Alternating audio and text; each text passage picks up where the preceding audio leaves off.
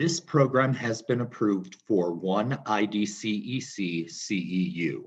To receive credit for this program, please submit your full name, IDCEC number, program class code, and your summary essay to ceu@iida.org. The program class code is located alongside the title of this program on the IIDA Academy page. For a certificate of completion to use toward another certifying body, please submit the same information to ceu@iida.org. Thank you. Thanks so much for joining us for IIDA's Collective Design webinar series. This is season 2, episode 4. We're going to be talking about decolonizing design and moving away from the 101. I have a powerful panel that is joining us today. And let's get started with some introductions. I'm your moderator this afternoon.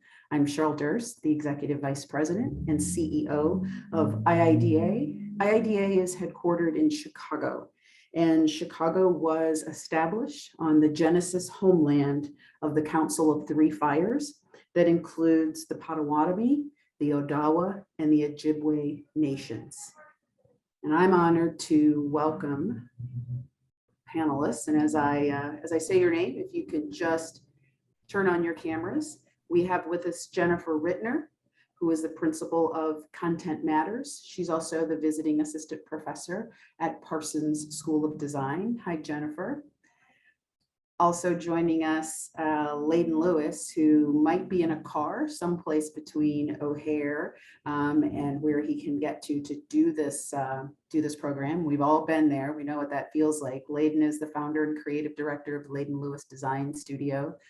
He is also an instructor at Parsons, and I've had the pleasure of working with Layden at the New York School of Interior Design as well. And so if you see Layden pop up, he'll be joining us after he's safely on the ground. And then last but certainly not least, Dory Tunstall, who is the Dean and Faculty of Design of OCAD University in Toronto. And right now we've got Jennifer and Dory on screen. Let me just ask each of you to do a brief introduction and your land declaration as well. Jennifer, you want to start? Thank you. It's so nice to be with you. My name is Jennifer Rittner. I am currently on the lands of the Lenape and in a very temporary space, which I hope will serve us for this afternoon. Thank you, Jennifer. We're glad you're here. And Dory. Hi, I am coming from you in Toronto, which is on the lands of the Mississaugas of the Credit, the Haudenosaunee, the Anishinaabe, and the Huron-Wendat. Perfect. Thank you and welcome to you both. Before we get started, kind of two things so that we can do that level setting, getting on the same page moment. Why are those declarations important? Why is it important for us to say and others to hear whose land we're on? Well, I think I'll start with that. Right now in Canada today, it's the National Day for Truth and Reconciliation. And so land acknowledgement is probably one of the first actions that Indigenous people have asked the nation to take on as a way to just, again, if decolonization is always about the land and your relationship to the land. So knowing whose original lands it are is that first place to start in terms of being able to position yourself. Am I one of the Indigenous peoples of this land? Am I a visitor from another Indigenous land? Am I a settler onto this land? And so by acknowledging the land, you first establish your sense of positionality, and all other acts of decolonization start from that. Jennifer, why is a land declaration important to you? Yeah, I affirm everything that Dory just shared, and I also think that it's a way of thinking differently about our relationship to the land, in the sense that we have been trained or conditioned to think about the ownership of land. But in fact, what we're talking about is stewardship. And I think if we can reclaim the language of stewardship, that we are continuing to steward lands that have been stewarded for many generations by those who were here before us, then we can think differently about what it means to share the space and to nurture it together. That ties right into climate change and environmental justice. As opposed to being visitors and settlers, we're stewards of and caretaking of the land for that next generation. And so, in any of these topics that we talk about with regard to equity and diversity and inclusion and decolonization and climate change and sustainability, they're all about justice. They're all about our relationship to the land and to one another. Let me ask both of you also, so that we're really clear on lexicon and vocabulary. Can each of you give us, for the audience, what does decolonization mean? And so when we think about it in larger terms, or when we think about it in terms, you're both educators, in terms of a curriculum or a design curriculum, what are we talking about when we talk about decolonization? I'll open it up. Jennifer, do you want to start us off? Well, so I believe that Dory should actually start this off, because Dory has actually defined this term. And so can we start with Dory? And Absolutely. I will add my thoughts on it as an educator. Dory's written the book on decolonization. Well, again, it starts from the Indigenous perspective. So decolonization is always about Indigenous sovereignty and resources, and how, as settlers, that we create the space, right? Create the opportunities for Indigenous sovereignty, including sovereignty over the lands in which they are the original custodians, sovereignty over their language and culture, which has been systematically decimated by processes of colonization. And then the way in which I say design fits within all this is like, design, we make everything in the world, right? Like, we create everything that's human made, which means all of those systems of colonization were by design and through design. So we, as designers, we have the onus on us to redesign from a different set of values, a different set of perspectives. And those values is around decolonization. What are the ways in which we bring Indigenous knowledge, Indigenous ways of being, Indigenous ways of making into the space, and share in that, right, as co-custodians of the lands of which, again, they are the sovereign owners. And so I always think of it as that design is the training space in which we learn to live harmoniously under Indigenous sovereignty. And the values that they bring around all my relations, like that's how you address the issues of climate change, right? It's because we're not thinking about all our relations that we're in this situation. So once you've aligned yourself to be an ally to the Indigenous struggle for sovereignty, all of those issues of justice, all of those issues of climate change, all of those things get resolved. But we need to learn how to do that, and we need to learn how to do that by design. And thus design is the vehicle by which we, again, make manifest what this looks like, what this feels like, how we can engage in it. So whereas diversity is often about quantifying and looking at sets and percentages, when we talk about decolonizing, it's a way of thinking and broadening our lens. Well, Jennifer, you want to jump in? Yeah. Well, I'll say that, yeah, I think broadening the lens, but I think also, look, we think of culture as having a kind of innate forward momentum. We move past things. It allows us to think in terms of a primitive before time and a modern now time and an increasingly technological later time. And I think that decolonization actually responds to time differently. It says that we are all of those things all at once, all the time. We're not moving towards some better state of being away from the past. We're incorporating the means and the methods of the past in contemporary life. And the decolonization is actually taking away the methods of harm, the institutions of harm, the systems of harm that have not allowed us to thrive, right? That have actually undermined our ability to thrive. It doesn't take us back to a before time. It actually recognizes the methods and means of our recent past that will allow us, if we center them responsibly and respectfully, to actually enable a better form of thriving, right? So I think that it's very importantly not an either or then or now. It's actually looking at this moment of colonization that created tremendous harm all around the world, right? That settlers on this continent are not just the settlers who came here by choice, but those of us whose ancestors were brought here by force and have settled and are now at home here, but can still make a choice to dismantle and undo the historic harms that have actually followed us for several generations. So when we think about, for both of you, when we think about a design curriculum, and design does not sit apart or separate from history.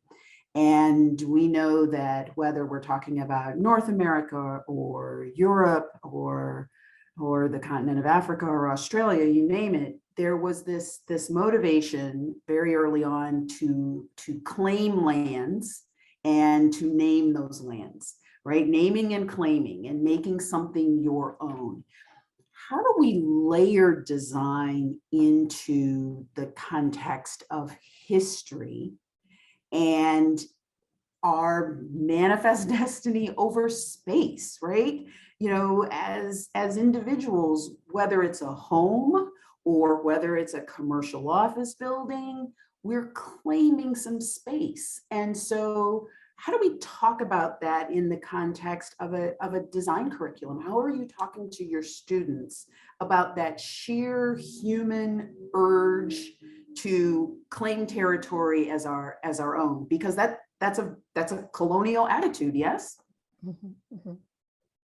Well, the one thing I think of is one of the people I admire is Sadie Red Wing, who's a Lakota Dakota designer, and I'm so happy she's coming to OCAD in January.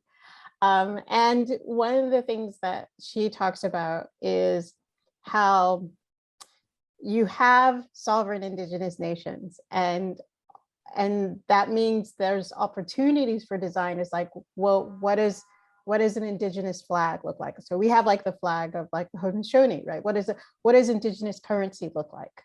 What is an interaction, let's say, with a digital interface look like? What does the space itself look like? And what's really beautiful in a place like Toronto and Canada is that you can have signs in 4 or 5 different languages, right? That then ascribes in some way or reinscribes the sense of culture and place, again, layered on a same place, right? And then you can have really important discussions about like, what does it mean to have this in Anishinaabe versus Cree versus English versus French, right? So the design's ability to make the things that we're thinking tangible, right, is the way in which we can, as people, have conversations about them, negotiate around them, take it out of that abstraction and to sort of say, how is this going to impact my multi-sensory experience of the world? And you only get that through design. So in a curriculum, what we're doing is first saying there are multiple modalities in histories of making. If you're in Australia, we're talking 65,000 years, right? Right. In North America, in terms of the indigenous populations, we're talking maybe 25,000 years, right? So design is not something that happened just in the 1800s in Europe. So let's break down that myth, right? And then we talk about, okay, well, what were those designs in all these different places trying to do? What were the values that were being made manifest through them? Are those values that we're interested in? One of my faculty members, Howard Monroe, has taken the 7 grandfather teachings, which we know here in Canada, mostly from the Anishinaabe, and he's actually aligning them with the design process. So that research is about respect, the respect teaching that you receive from, like the buffalo, because respect is knowing yourself and knowing what everything else around you knows better, right?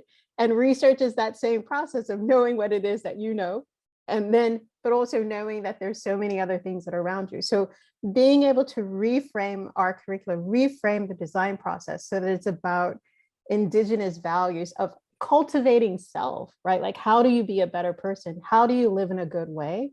Again, those are really powerful combinations, because then design helps us to understand how do we take that internal structure of who we are and then make it manifest, right, in what we show and communicate to others. Oh, I love that. I love that. That tying research to respect is incredible. That's putting the human being right back at the center, and that's what design does best. And it also Jennifer, decenters, though, because what's the notion or the ideal is that it's about all my relations. So it's not the human that's at the center. It's like, It's what is your relationship of it's the all your relationship. relationships? Yeah, so very networked. So exactly. not that solitary single human, but everything that human being is connected to. Exactly. Yeah, I love that. Jennifer, and it's not just interiors, right? This is thinking about graphic design and fashion design and product and industrial design as well. Very much so. And I have to say that once we start talking about pedagogy, I get all excited because it's like, that's all I want to do. I think that one of the ways that we teach this is we develop more shared pedagogies, right? We stop believing that the faculty member or the teacher or the professor in the room is an expert. And we recognize that actually we're in a state of learning together. And that's not to actually, how can I say, give up the responsibilities that we have, to cede the responsibilities that we have to guiding and facilitating learning, but to recognize that actually to decolonize is to recognize our place in the exercise together of learning new ways of learning, right? Like that's the research justice that we're talking about too, is actually learning new ways of learning. When you first asked the question, I wrote down these 3 elements of design and decolonization that I think are really important to me.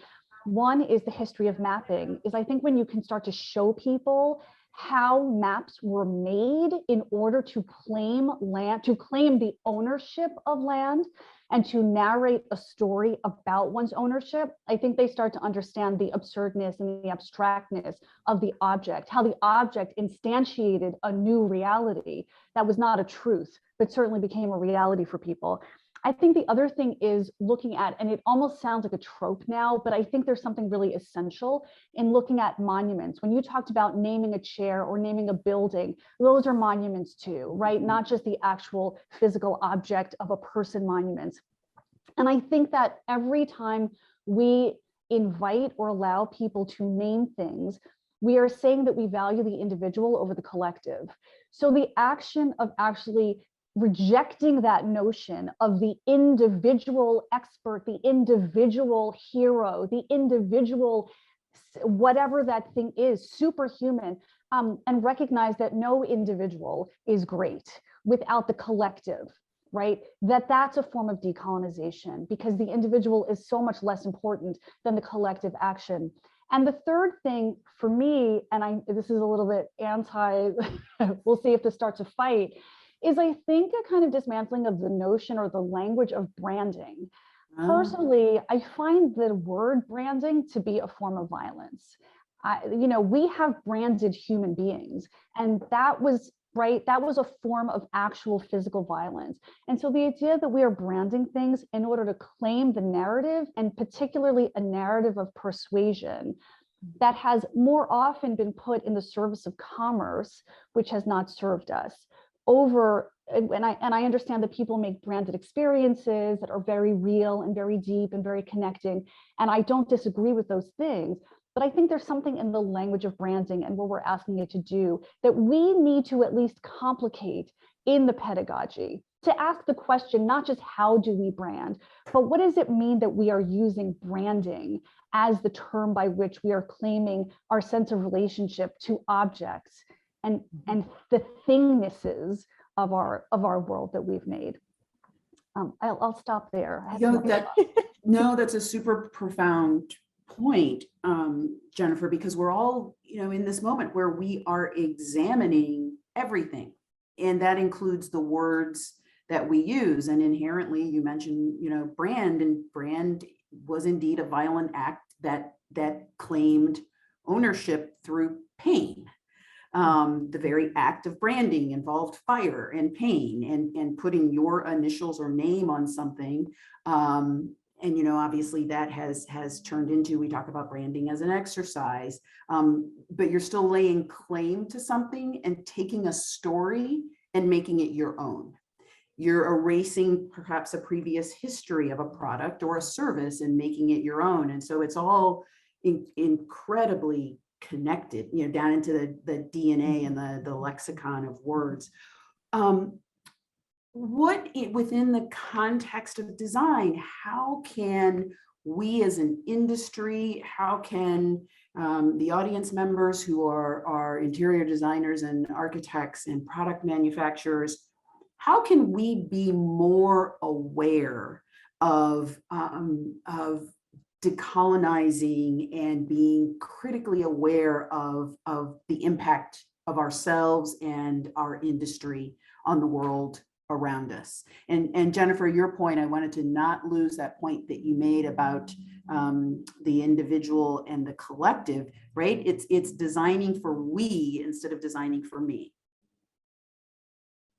Very much so. I mean, I think there's a challenge. Interior design presumes the ownership of property, and it presumes the privilege of being able to transform that property into the thing that we desire. And so how do you turn that into a collective exercise?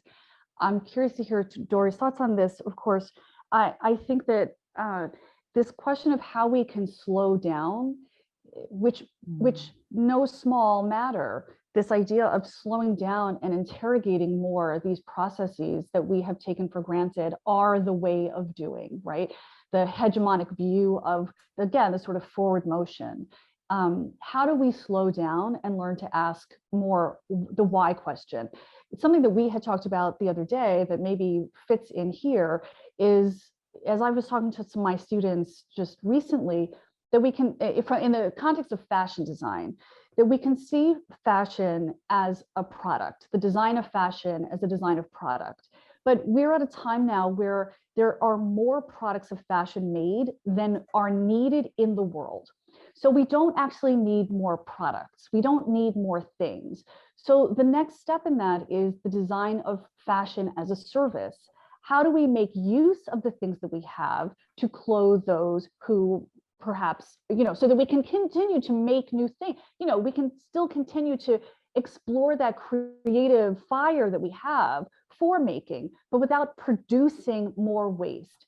But I think there's a third step, not a fourth, I haven't gotten to the fourth yet, but the third step, which is design as a pedagogy, which is to say that we not only have the objects, the resources of making, and the means by which to transform them into new things, but also the capacity to teach others to use those tools and methods, to actually use the tools of design to be inclusive around who gets to make and who gets to make things in their own image. That from the beginning of human civilization, we, all people, have made things. We didn't need the title of designer to make things.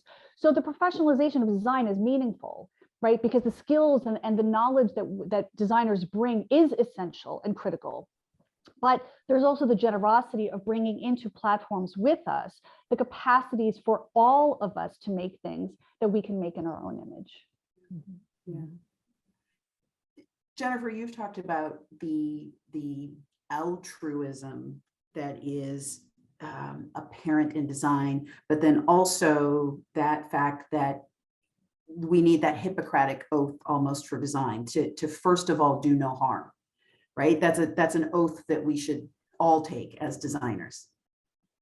I mean, I completely agree. I guess I was the one who said it, but yeah, the idea that, look, design has put a lot of bad into the world. We have made more things than we need, creating more waste, more pollution.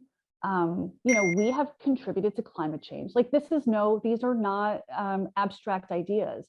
So how do we see our practices as, again, dismantling the harms that have been done in the past and not just sit. And this is the time that we have right now, I think, to question what has been the status. Yeah. Let me take a moment to welcome our third panelist, Layden Lewis. Layden, I'm glad you traveled safely, landed safely. You had some drama-free travel. We've been engaging in a conversation with Dory and Jennifer, obviously, as you know, about decolonization. I'd love for you to just take a moment to introduce yourself to the audience and talk a little bit about your practice and what decolonization means to you and how you introduce that to both clients and students. Well, hello. I'm really, I felt like Superman on my way here. I just wanted to be with you guys so much, and I'm such a big fan of all of you. So I'm Layden Lewis. I had Layden Lewis Design Studio. I have a practice in Brooklyn, New York, and decolonization or colonization for me is accepting the system as it exists without any questions. For me, is what colonization actually kind of means. It's like not accepting the world as it's been presented and asking more questions than assuming that all the answers are there for whether it be philosophy and practice or in design. It rears its head so clearly in how the othering of especially with wealth, class, caste, design can be very much associated. I'm struggling myself personally about, the office conversation is like, we need wealthy clients. And I'm thinking to myself, do we? What kind of clients do we want and need? We want to make money, yes, but that's also part of the colonization conversation and how it ties into capitalism. So how are we approaching? I'm being fearless in starting conversations that I used to skirt around before in the past with my clients who have diverse backgrounds, and I'm starting to name them so that I can feel comfortable naming my own history, my own story. So whether it's a Jewish client, whether it's a client from Pakistan, whether it's a client from Khartoum in Sudan, I feel like that is a very important place to start the decolonization process by identifying everybody who's in the room. That's great. That's great. That's great. Dory, you've written a book. Well, we're still writing. You're still writing. You're still writing. Yes, decolonizing. Well, what decolonizing design means. Yes, that's what I'm writing. Who's your intended audience? This panel here. And really, it's a thing where it's like I've been engaged in this particular journey around decolonizing design, like probably now close to 20 years. And so for me, it was a really great opportunity this summer to connect all the work that I've been doing to my lived experiences living. And I've lived in so many different places. I've lived in Chicago, I've lived in LA, I've lived in Ethiopia, I've lived in Australia, I'm now in Canada. And so understanding first how colonization has worked differently in these different places, but also all of the work that I've done with institutions to dismantle their structures, to bring in, higher Indigenous faculty to teach, and through their work, be able to transform the curriculum, changing our partnerships. So like for every place that I've worked at, we've always done, as part of the curriculum, service learning with Indigenous organizations. And it's the ideal of, in some ways, introducing what design can do to Indigenous organizations that sometimes don't think about design or haven't had the opportunity, or in some ways even the means, to be able to hire a professional designer to help them communicate who they are or reach different audiences. So the book is really about that work of in many ways helping to transform organizations so that they create space for Indigenous ways of knowing and being, and then through that you let in everyone else, right? That once you address all of the structural barriers, I feel, that keep Indigenous people from participating in design, whether it's our education system, our preference for certain types of aesthetics, that once you get rid of that, then it actually opens things up for everyone else, right? Because they are structurally, in some cases, the ones who are the most excluded. Mm. Until your book is in the hands of every design educator in every design program, I'm getting some texts right now and some messages from some educators who are in our audience.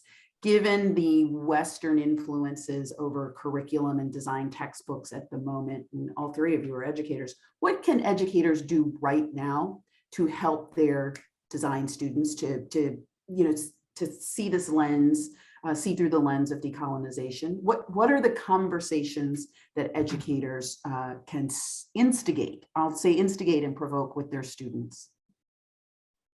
Well, I think one of the things that we had to do, like we had to first just recognize our structural racism and the existence of white supremacy culture. And we talk about it in very particular ways. Like we talked like, why is it a quote unquote a good design requires lots of white space? Like, where's that coming from? Because again, I have students who are from the Caribbean background or Indian background or Nigerian background. And it's like, you fill up every single space with the brightest spectrum of colors as possible. And so even kind of just introducing those kinds of conversations as to like, why is this a good design? Like why, how, and where does the standard of a good design come from, right? And then that changes our critique culture. And I'm lucky in Toronto because we have such diverse students from all over the world. And again, we have Indigenous students. So creating the conditions in which it's like, tell us about like the handwriting of your Filipina grandmother and how do you build typography based on that, right? Tell us about, like your relationship, your Métis relationship to butterflies, and how is that going to affect the kinds of designs that you might do?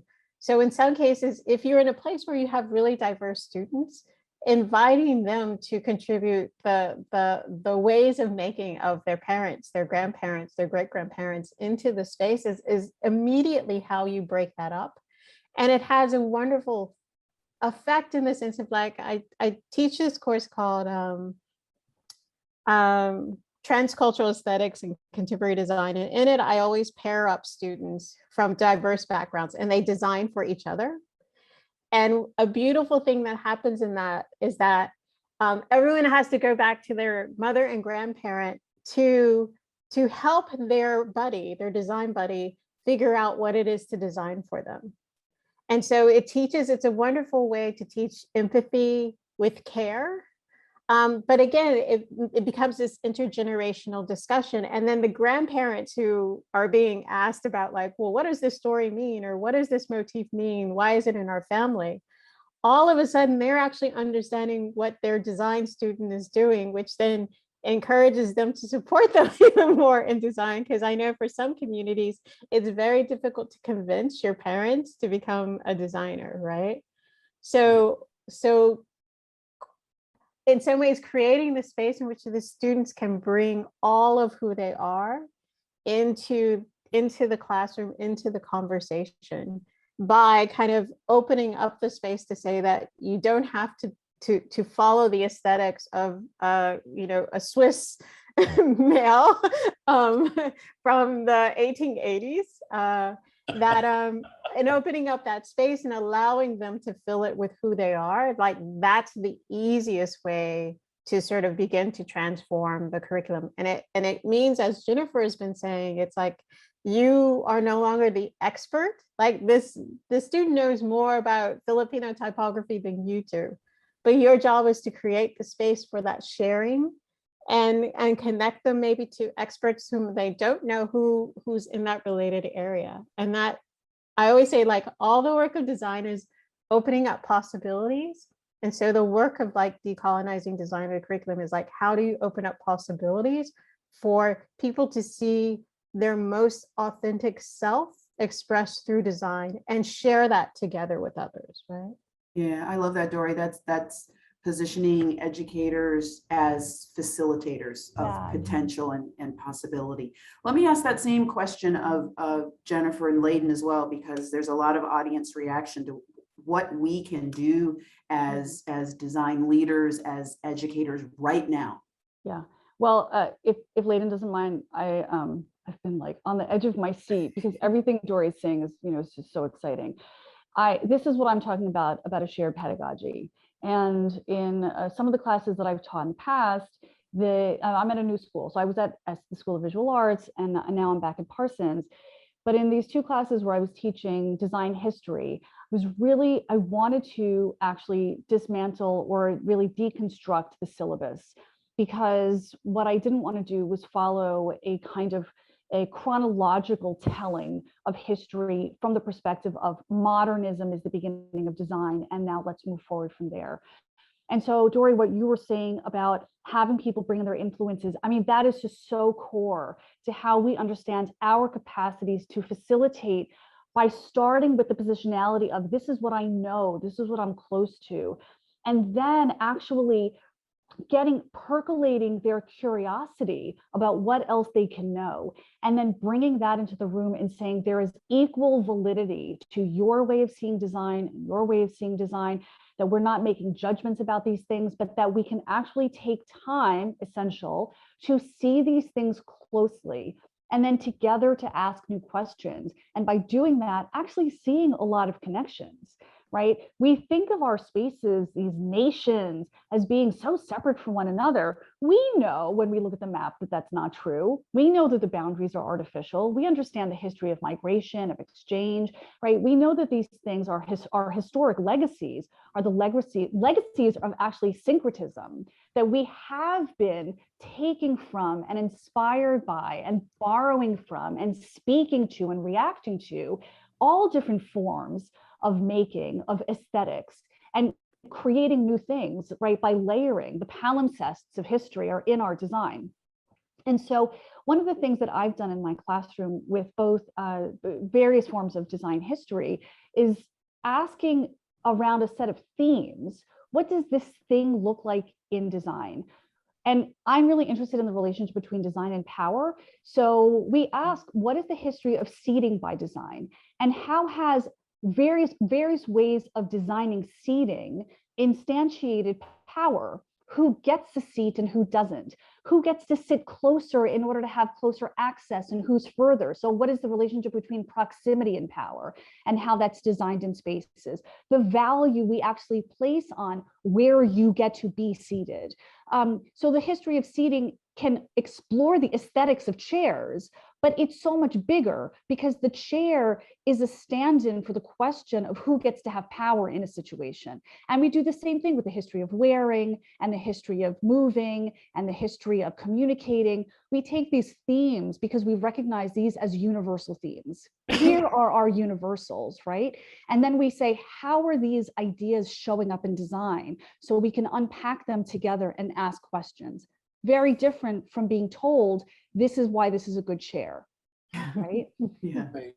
yeah. Well, I think Oops, Jennifer, go ahead, Layden. Yeah, Jennifer hit on a very important point, which is the last one, which is this is a really beautiful chair, and it's something that has really been nagging at me for a couple of years, which is the concept of taste.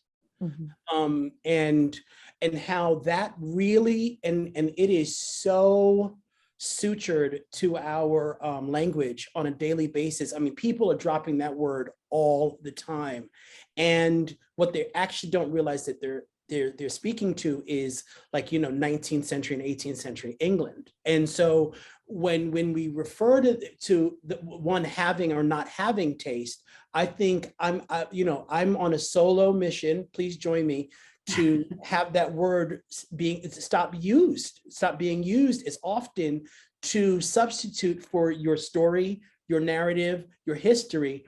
And I just want to speak also to interior design, which can be a very affected industry where people are students, because you asked me that, Cheryl. Mm-hmm. What flashes in my head as the real poison is Pinterest. And not knowing that it's an archive, it's just another library. If we look at Pinterest as a library and a place to gather information, or Instagram, it's very different than it being the place where you go to be validated. right? And so that's a really important thing for my students. I really just try, sometimes I haven't had the opportunity to really set a new program in place because some of the programs are kind of scripted, to be very direct with you. And so we kind of, as a studio teacher, I kind of sit in a script and I'm like, and so I try my very best to kind of break and inflate some oxygen in there. But what I do, and I think is very critical that we do it both professionally and academically, is to challenge where those ideas are coming from. Like not just say, what is your family's history, but why are you bringing out that chair again? Why are you? And it's also tied into technology because we have all of these kind of modernist pieces that are buried within all the software now, right? So like literally that Swiss guy from the 1880s, all of his furniture has been documented, and you can download it and pop it into a rendering. We have to be mindful of that. Like, take the time to take that Yoruba thing or that South American thing and model it, right? Like literally the nitty gritty, so that it can start to become a part of the archive. Like, there's literal stuff on the ground that we can do that says, no, we need to spend the time and the money and the energy and the effort to document this Dogon, Y-shaped ladder thing, so and so that it can be, so that it can start to populate in other people's minds because it's also visible. I was taking hella notes while all three of you were talking, and there's so many things I want to pull back. I want to mention, so Layden, you this summer wrote an amazing article that was in Fast Company, and it was about the myth of taste, or the myth of taste making. Exactly. And so if I can find that and grab that, I'm going to put that in the chat, or if Team IIDA working the green room back there, if you can, it was in July in Fast Company, the myth of taste. So if we can put that in the chat for the audience, that would be great. Jennifer, I wanted to pull back when you were talking about proximity to power and seating. Literally, the metaphor of a seat at the table is all about power and access. And then Dory, your conversation around, and we're getting, thank you, Yasmin, for Layden's article is now in the chat for everybody. And Dory, we're getting a lot of questions, not just from students who are future practitioners, but practitioners asking, how can they help their clients? How can they, the words used, get their clients on board with understanding? Very similar to the question I asked you earlier about how we introduce this to students. But when you have a reticent client, or maybe even just a client with blinders on, who doesn't understand what this means in the context of design, Layden, you struggle with this as a practicing designer right now. I was going to come up with a simple answer: fire them. There you go. No, and I'm being a little cheeky, but a little cheeky. But the thing about it, it goes back to this whole fragility issue, which is it also my job? That's also my job, in addition to supplying the service, which is a huge lift to actually execute design, right? And in addition to, like, now having to go into your spirit and have you shift things that should be shifted on your own. That's my yeah. My thing is, I'm an educator, and so I approach it as I educate the clients, and I do so that there's like a safe place for my students to be able to go and practice and not have their little souls crushed, right? Because we're showing them, again, new possibilities of how they're going to practice. And so we need to also cultivate within the sort of clients, this sort of expectations of what practice is and what it would mean. And again, because I think of the events of, summer of 2020 with George Floyd and the recognition of Black Lives Matter, like, there's conversations that I have with, client partners, industry partners, that I wasn't able to have, 3 years ago, right? And so there's an openness, there's a lot more money. And what's been really nice is that in some cases they realize, like, the youth shall lead them. that the way in which like a lot of the initiatives that are taking place now amongst different design firms here in Toronto and here in Canada is that they've brought on a large group of, like, not even just interns, they've brought in a large group of new employees who are young, who have a different set of expectations, and they're doing the most amazing thing, which is listening to them about what it is the world that they live in, what is it the things that they're connecting to, what are even their ways and approaches of designing, and trying to allow space for that, because in some ways, again, it's like the young diverse people that they are wanting to hire represents the kinds of the world, right? The future world, or the current and future world, that they have to embrace in order to be able to just economically survive, right? It's like there's so much competition you have on different design firms that you're going to go to, is that as again, that people are going to gravitate to the one that it's like, you are actually embracing the audiences, the communities that I need to embrace, because the world is getting browner and browner and browner, right? And so there's there's always been that economic imperative for organizations to change, because it's very hard these days to just make money if you're only serving a really small white elite male whatever kind of group, right?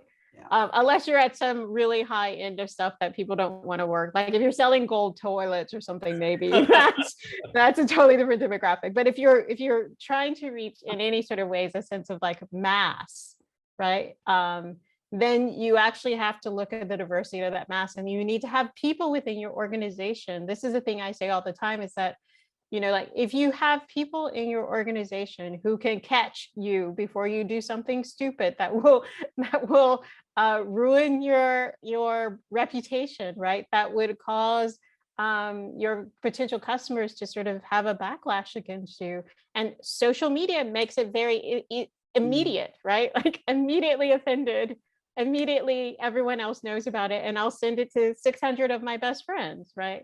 So there's a way in which that I find that it's easier to have the conversations, because now what people have realized is that it's not just the economic imperative that was always there, but again, it's like, if you want to be a person who is doing no harm, and what like COVID reminded us is like, oh, there's a lot of systems that continue to do harm, and we need to address it, and we actually have to address it together, right? Like, it's not whatever you're doing in LA is going to be affecting what's happening in Atlanta, right? So you can't have that sense of separation anymore, and that's affecting our business decisions, right, as well.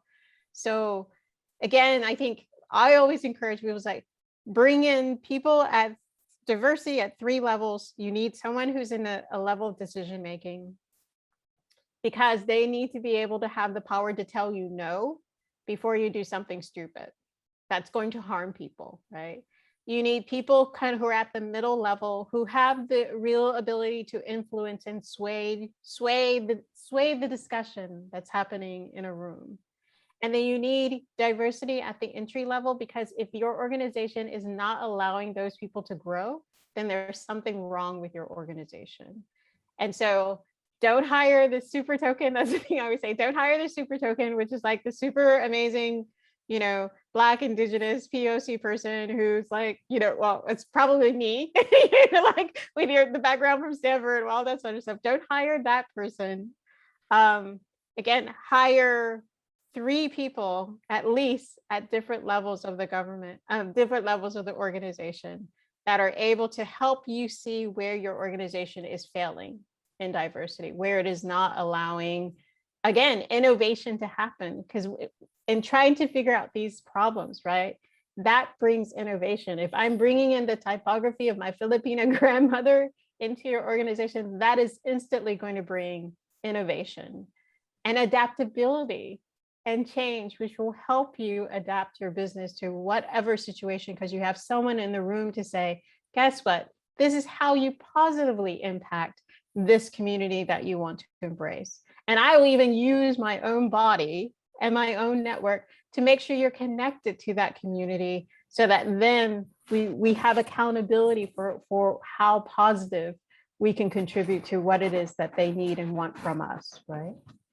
This is a brilliant summation, Dory, the 3 points, and it's the living embodiment of like what could possibly be the best tagline ever of if you see something, say something. Mm-hmm.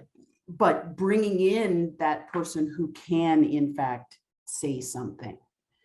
Jennifer, I think you were going to jump in. I did, because I'm going to offer a different perspective on this, which is I think we often, so the original question being, what do you do about these client relationships? And how do you educate or deal with clients around these matters? And I think that we often leave it up to the individual to make these hard choices. And these choices are hard. We often are doing this work because that's how we make a living, right? That's how we pay our rent and send our kids to school and so on. So these choices at the individual level are too big to make real, meaningful cultural change. What we really need, and so I'll speak directly to IIDA, we need these organizations to help advocate for new ways for these for our communities to work. We need to give them the tools. We need to give the language. We need to have an ethical statement that says this is what do no harm means to us. Mm-hmm. We need to be able to actually confront words like authenticity, to unpack the damage or the harm that's done by demanding things that are authentic or pretending or performing forms of authenticity. I think we have to, at the institutional level, be as institutions talking to leadership in institutions that work with our communities to say, this is how we are advocating for professionals in our field, because they are being compromised, right? And we cannot accept them having to make these compromises alone. We stand with our communities. I think there's also something really important about acknowledging that decolonization, these things that we're talking about, are not about a zero-sum game, right, where like Black folks, Indigenous folks, POC folks, we're gonna win, like we're getting all the riches now. That's not what we want. And something that I actually maybe I said it to you guys the other day, but I'm not interested in owning leadership the way people who currently have leadership own it. That's not interesting to me, because that's not how I see change happening. What I want to see is different forms of leadership. And I feel the same way about how design is being done and how people are experiencing relationships with clients. You know, the demand to fulfill a client brief that doesn't actually require accountability on the side of the client, right? What does accountability mean on your side of this transaction? And what does accountability mean in all of the other ways that we're going to be touching on communities and individuals and objects?